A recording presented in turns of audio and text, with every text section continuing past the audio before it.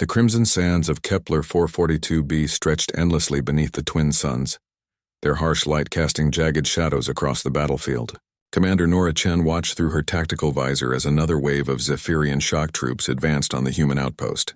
Their exoskeletons gleamed like obsidian beetles, each warrior standing nearly 3 meters tall with razor-sharp claws that could slice through titanium. "They're calling us soft-skins again," muttered Sergeant Alexander Kane, crouched beside her in the reinforced bunker.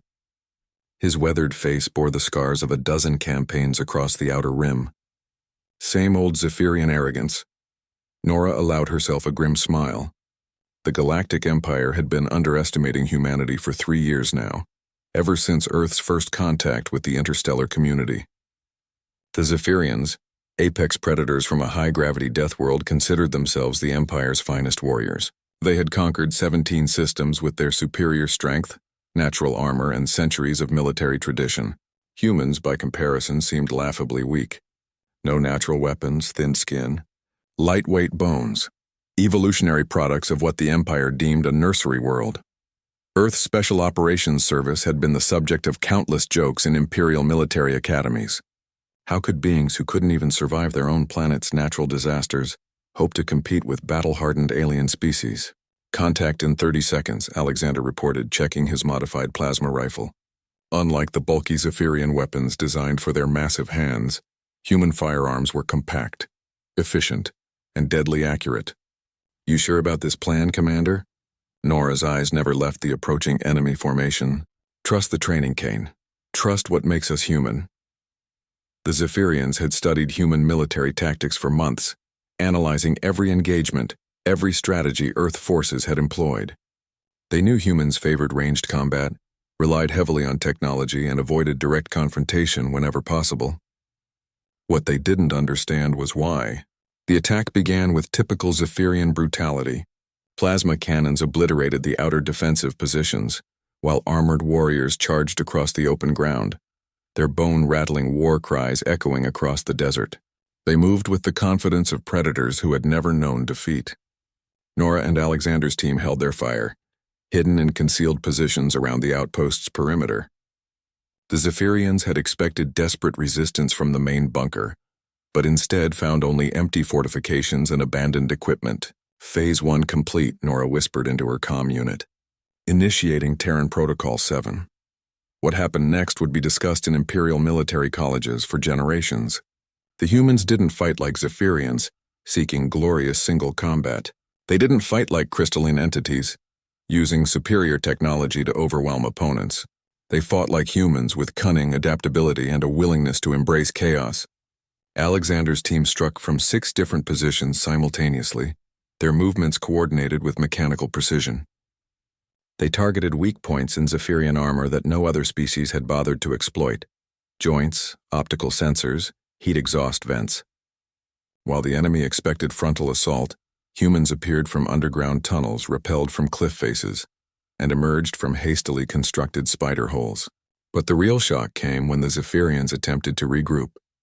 Their battlefield communications, intercepted and decoded by human cryptographers, had been compromised for weeks. Every tactical decision, every maneuver, every desperate call for reinforcements was anticipated and countered before it could be executed. "How are they everywhere at once?" roared Captain Vextar, the Zephyrian field commander, as his forces found themselves surrounded despite outnumbering the humans 3-1. The answer lay in something the Empire had never encountered: human special operations doctrine refined through millennia of warfare against their own species. Humans didn't just fight battles, they studied war as both art and science. They understood psychological warfare, asymmetric tactics, and the devastating effectiveness of fear as a weapon. Alexander emerged from a sand dune behind the Zephyrian command post, his plasma rifle trained on Vextar's exposed neck joint. "Surrender now, and your warriors live to see another day." The towering alien commander turned slowly, mandibles clicking in what humans had learned to recognize as confusion. "You are but one soft skin. I could crush you with my bare claws." "Probably," Alexander agreed calmly, "but you won't get the chance." That's when Vextar noticed the small device attached to his armor's power core, a shaped charge that had been placed there sometime during the chaotic battle. His enhanced senses detected similar devices on every member of his command staff. Impossible, he breathed. How did you? While you were focused on winning a glorious battle, Nora said, stepping into view from her own concealed position. We were focused on completing the mission. Surrender your forces, Captain, or watch them all die simultaneously. The silence stretched for long moments, broken only by the desert wind and the distant hum of starship engines. Finally, Vextar's massive form seemed to deflate as the reality of his situation became clear. I yield, he said, his words broadcast across all Zephyrian frequencies. Warriors of the 47th Strike Battalion, stand down. Later, as human medics treated wounded Zephyrian soldiers with the same care they showed their own people, Vextar approached Alexander. The alien commander's earlier arrogance had been replaced by genuine curiosity. How, he asked simply, how did weak creatures like yourselves defeat the Empire's finest? Alexander looked up at the towering warrior, then gestured toward the medical station where Nora was coordinating evacuation procedures for prisoners and casualties alike. We're not the strongest, fastest, or toughest species in the galaxy, he said, but we're the most stubborn. We don't know when to quit. We adapt to anything, and we never fight fair when lives are on the line. He shouldered his rifle and began walking toward the extraction point. Most importantly, Captain, we've been fighting each other for thousands of years. Compared to humans, you aliens are amateurs. Within a week, the footage from Kepler 442b had spread across every system in the Galactic Empire. The image of a single human operative forcing the surrender of an entire Zephyrian battalion became an instant legend.